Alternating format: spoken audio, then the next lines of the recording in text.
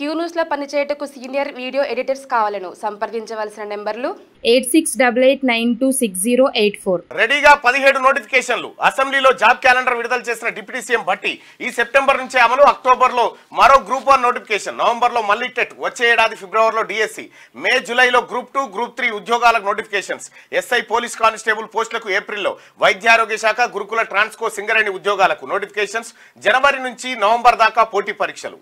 So మొత్తానికి job calendar ని విడుదల చేసింది తెలంగాణ రాష్ట్ర ప్రభుత్వం. ఇచ్చిన మాట ప్రకారం జాబ్ క్యాలెండర్ ను నిన్న అసెంబ్లీలో పెట్టడం జరిగింది. ఇచ్చిన మాట ప్రకారం సీఎం రేవంత్ రెడ్డి నాయకత్వంలో జాబ్ క్యాలెండర్ విడుదల చేస్తున్నాం.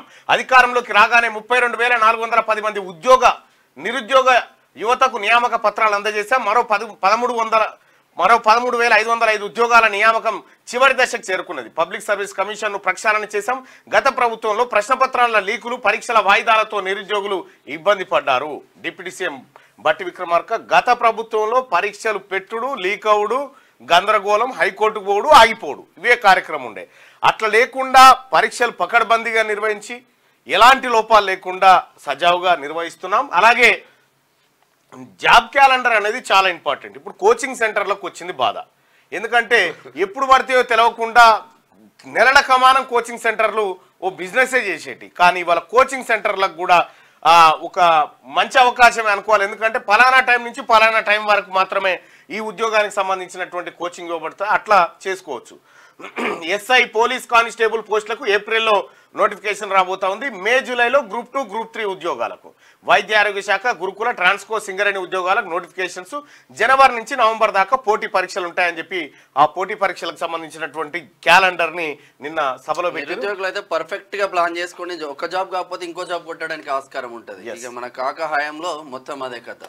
ఏటా ప్రభుత్వ ఉద్యోగాలకు సంబంధించి నోటిఫికేషన్లు రిలీజ్ చేసి పరీక్షలు నిర్వహించనున్నట్టు రాష్ట్ర ప్రభుత్వం స్పష్టం చేసింది. ఒక ప్రణాళికాబద్ధంగా నిరుద్యోగులు పోటీ పరీక్షలకు ప్రిపేర్ అయ్యేలా జాబ్ క్యాలెండర్ ను ప్రకటించింది. ఈ మేరకు శుక్రవారం అసెంబ్లీలో డిప్యూటీ సీఎం బట్టి విక్రమార్క జాబ్ క్యాలెండర్ ను రిలీజ్ చేశారు.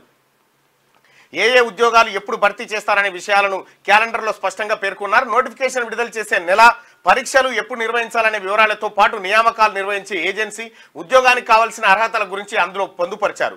జాబ్ క్యాలెండర్ ప్రకారం టీజీపీఎస్సీ ఆధ్వర్యంలో ఇప్పటికే నోటిఫికేషన్ ఇచ్చిన గ్రూప్ 1 మెయిన్స్ పరీక్షలు అక్టోబర్లో, గ్రూప్ 2ను డిసెంబర్లో, గ్రూప్ 3 ఎగ్జామ్స్ నవంబర్లో నిర్వహించనున్నారు. ఏడాదిలో మరో 17 నోటిఫికేషన్లు ఇవ్వనున్నట్టు జాబ్ క్యాలెండర్లో పొందుపరిచారు. కొత్తగా ఇక గ్రూప్ 1, 2, 3 నోటిఫికేషన్లు టీజీపీఎస్సీ ఆధ్వర్యంలో గ్రూప్ 1కు ఈ ఏడాది అక్టోబర్లో నోటిఫికేషన్ ఇచ్చి వచ్చే ఏడాది ఫిబ్రవరిలో ప్రిలిమ్స్, జూలైలో మెయిన్స్ పరీక్షలు నిర్వహించనున్నారు. గ్రూప్ 2కు వచ్చే ఏడాది మే నెలలో నోటిఫికేషన్ ఇచ్చి అక్టోబర్లో ఎగ్జామ్స్ పెట్టనున్నారు. గ్రూప్ 3కి ప్రతి ఏటా జూలైలో నోటిఫికేషన్ ఇచ్చి నవంబర్లో ఎగ్జామ్స్ నిర్వహించనున్నారు. ఇది జాబ్ క్యాలెండర్ కి సంబంధించినటువంటి ప్రధానమైనటువంటి వార్త. ఇక కాంగ్రెస్ పార్టీ ఎన్నికల మేనిఫెస్టోలో ఇచ్చింది ఏది అమలు ఇవాళ మహిళలకు ఇచ్చినటువంటి అమలు చేస్తూ ఉంది, రైతులకు ఇచ్చినటువంటిది అమలు చేస్తూ ఉంది, ఉద్యోగస్తులకు ఇచ్చిన అంశాలు అమలు చేస్తూ ఉంది. ఇప్పుడు తాజాగా నిరుద్యోగులకు ఇచ్చినటువంటి హామీలను కూడా అమలు చేస్తూ ఉంది కాంగ్రెస్ పార్టీ ప్రభుత్వం. క్యూ న్యూస్ లో పనిచేయటకు సీనియర్ వీడియో ఎడిటర్స్ కావాలను సంప్రదించవలసిన నెంబర్లు 8688926084.